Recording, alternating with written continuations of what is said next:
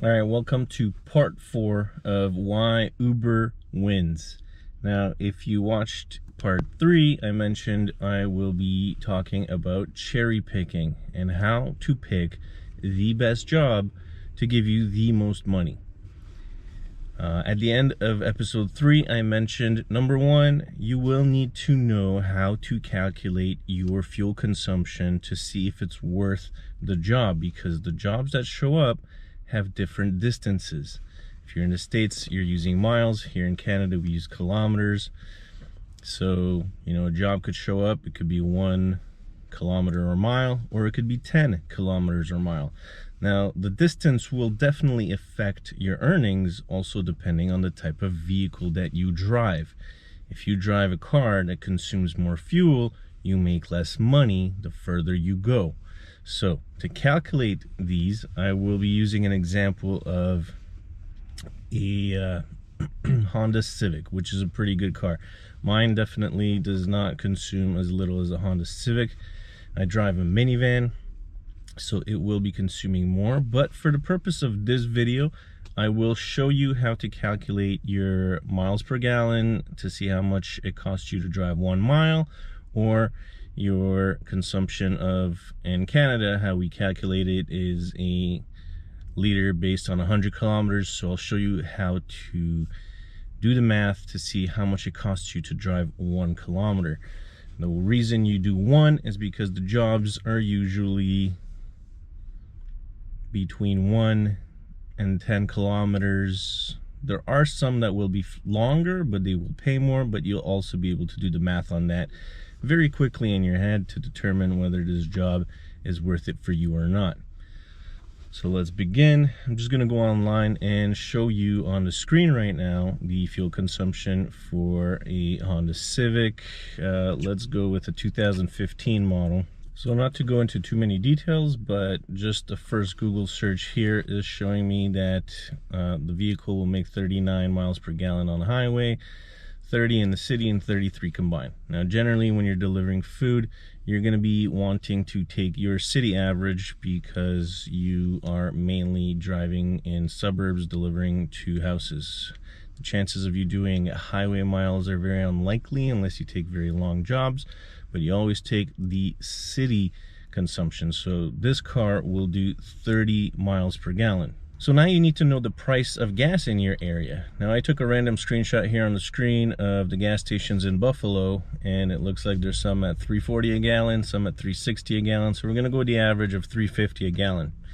Now, to find out your price per mile, you take the $3.50 per gallon divided by the 30 miles your car does, and you're gonna realize that for you to drive 1 mile, it costs you 11.66 cents. You're just going to round it up to 12 cents. So now it's pretty easy for you to add up a job. If you see one for a mile, you know it's costing you 12 cents. You see one for 10 miles, you know you're paying $1.20 in gas, and that's got to be subtracted from your job.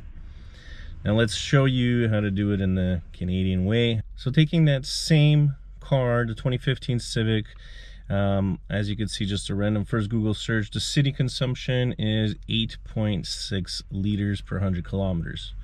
Now, to calculate how much it costs you to do 1 kilometer, again, take the average price of gas. Where I am here, it's about $1.40, but you go with your local gas price to figure out your own gas consumption, and obviously you Google your own car.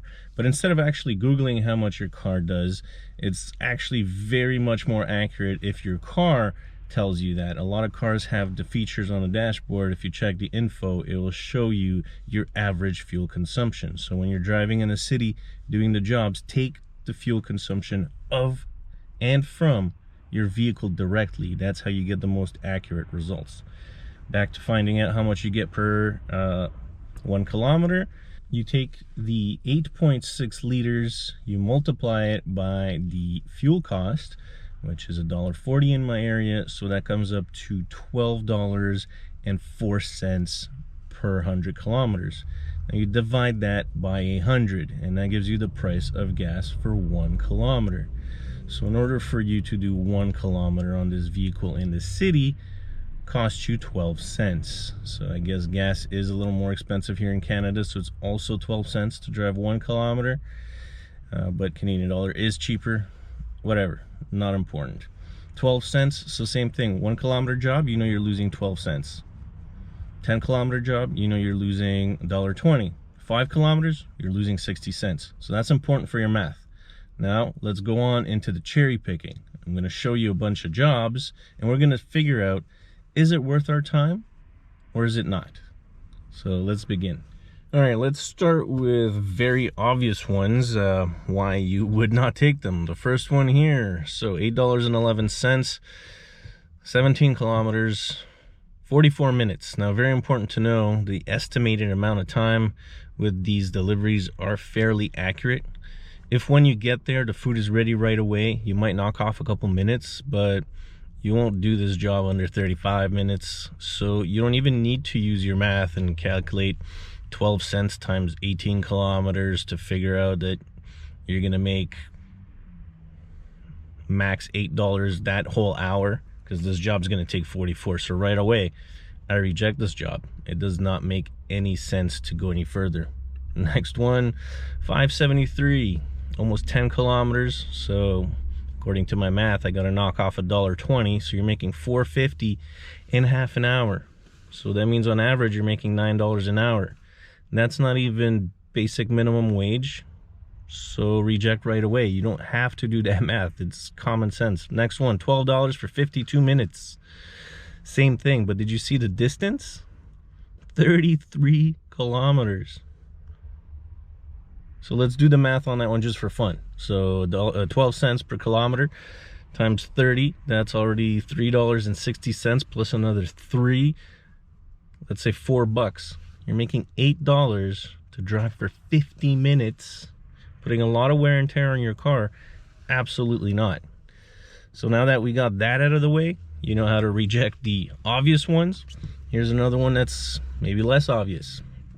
574, it's got 4.4 kilometers, should take 15 minutes. So just for me to do quick math, I like to just round up the kilometers. So I would assume that it's 5 times my 12 cents. So it cost me 60 cents in gas. So my net profit for this job would be $5.14. Now it should take 15 minutes. So the way you do your math to see is it worth it for your hourly rate? This one I would accept if I'm bored. I might accept this one.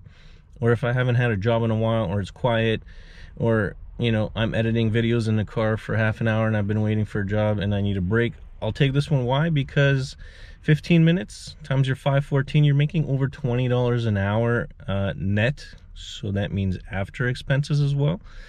Again, it's not going to give you a high average overall, but this one is on the maybe side. But you can do the quick math with the strategies I gave you here. Next one is 752 for 7.7. So again, I'll round that up to 8. 8 times 12 cents, that's about $1. So I'm making $6.50 for 17 minutes. Again, you could probably pull that off in 15. $6.50 times 4, that's $26 an hour. I would take this one. Again, on the maybe, but probably. This is a decent one. So you grasp the basics of that. Now let me show you a couple good jobs in regards to how to actually average even more, because if you're sitting in the car and you're doing jobs that only average about $20 an hour and you're sitting in your car half the time, you're not going to average the whole $20 an hour later. So here are the good ones that I would take. All right, this job here popping up, $7.40, estimated time 9 minutes, 1.3 kilometers. So that's not even 1.5. So if I'm at 12 cents per kilometer, that's less than 20 cents. So my net profit's actually going to be $7.20. In the next frame here, I actually show you that the times, like I mentioned, are very accurate. This job actually took me 8 minutes and 26 seconds to complete. So that netting $7.20, you have to multiply by 6. If you want to know the exact way to add your earnings for the hour, what you would do is you would take the 60 minutes divided by the 9 minutes that it actually took me to do this job, and multiply it by your $7.20 net profit. This job, if I was to take just the time that it took me to deliver this food and the net profit, is as if I was earning $48 per hour. That's a very good job. I would definitely recommend taking that one. Next one here, it was an offer for $12.10, rounding it up to 7 kilometers for 18 minutes. Right off the bat, you know that's a good job. So the 7 kilometers times 12, I would just round that up to $1. So let's say I made $11. And in this slide, you can see that this actually took me 13 minutes to do. So same thing, if you want to know exactly how much you made per hour, just do the 60 divided by the 13 minutes. That gives you 4.6. Multiply it by 11 just to round it up. That's over $50 an hour yielding job. Very good. Take it for sure. I would highly recommend this kind of job. Now, in that slide that I showed you before, I'm going to pop it up again here. You see that it shows that I made $4.10. If you're starting off, just a side note, in the great part right underneath, it does say this is an estimate for the trip was $12.10. The tips usually come in about an hour after the job, so don't panic when you accept a $15 job and you notice, hey, I only got like $5.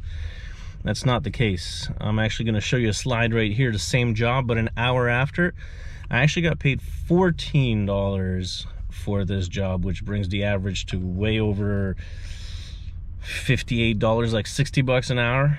Great job to accept. The thing here, as you can see, it was supposed to be $12.10, but it ended up being $14.22, and the reason for that is the customer does have the option to tip you extra after you complete the job. So after they completed the job, these guys actually tipped me an extra $2.12, and generally I think that's also because of the strategy I mentioned to have a insulated bag with you. And I do include that in the pictures when I drop off my orders to show that I brought it in an insulated bag. I will include more on that in the final segment, the 5th episode of this 5-part series about why Uber's the best. And I'll be talking about tips, and this is one of the greatest tips, to include your bag in the pictures and make sure you have one. So make sure you watch the last episode. It'll be coming out next week. So here are some of my top paying jobs. I'm just gonna skim through them real quick. So what I'm gonna tell you is show you the job, tell you what the average hourly rate was for that job, and those are some of the best jobs that I got and accept. So usually those are higher paying jobs on an hourly rate, which bring down your average to being over $20 an hour. So this first one here was over $65 for the hour if you just take the time for delivery and the money I've earned on it. This one here over 46, this one over 43, 43, 57, 45, 55 an hour here, 59. This one's over $72 per hour. I think that is my highest yielding job. This one here, 62, $50 an hour, $40 an hour, $50 an hour, $58 an hour, $47 an hour, $50 an hour, $54 an hour, $68 an hour, $52 an hour, and $48 an hour right here. Now, naturally, if you take those jobs that we talked about earlier that are like $8 and it's going to take you 20 minutes minus your gas and that, you're still over 20 bucks. So those are the types you got to take. But if you really want to have that free time to sit in your car, I don't know if you noticed, but I made this whole video here while I was doing Uber Eats and still getting paid 20 bucks an hour. So this could be you. Now, when you get those $50, $60, $70 an hour averaging jobs, your average just climbs up. So you've been sitting in the car half the time, but you had some of these jobs, you're gonna average out over time $20 to $24 an hour. Now, just a disclaimer, this doesn't mean it's gonna work for everybody. Obviously, I'm where I live. I'm sure if I did something more in the city, I might be getting more jobs and more options, so it could be better than this. Or you live in a bad area that doesn't get too many orders and it might be worse. So definitely you got to try, but the tips I'm giving out here is just something that works for me. I like to sit in a car and work on the laptop and have that spare time, because honestly, when I'm at home, I'm slacking. So I probably won't even do as much work as I'm doing in the car on my laptop. And I'm definitely not making any money sitting at home. So it's a win-win for me. I'm here doing my work, getting paid, and getting a lot of work done.